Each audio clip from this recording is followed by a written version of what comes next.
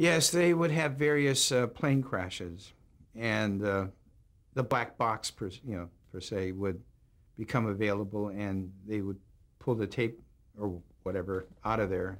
I would always get a copy of whatever, format it was recorded on the black box. I'm not too sure what it is. So it wouldn't be the original tape from the black box? No, it would be a copy.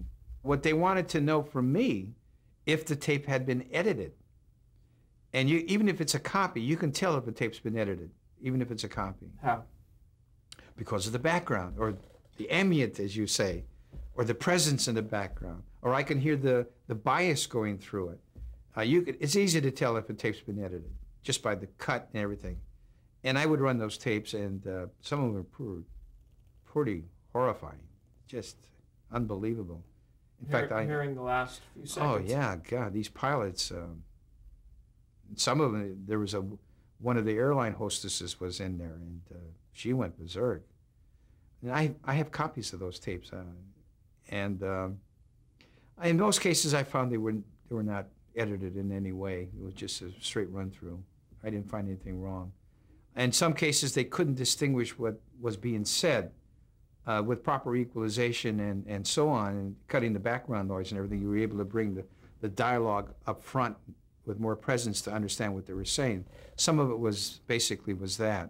Some of it wanted to know if it had been tampered with. You said most tapes you found weren't edited. Were there some that were edited? On some I couldn't tell.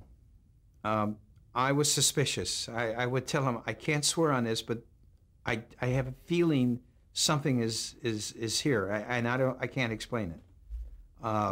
I had ran across a few of those that were that way, and to this day I don't know why I couldn't tell. I just couldn't. But I questioned it. I guess there was some suits are being filed or whatever, and these tapes were going to be brought in for evidence, and they wanted testimony from a so-called professional as to what their status was.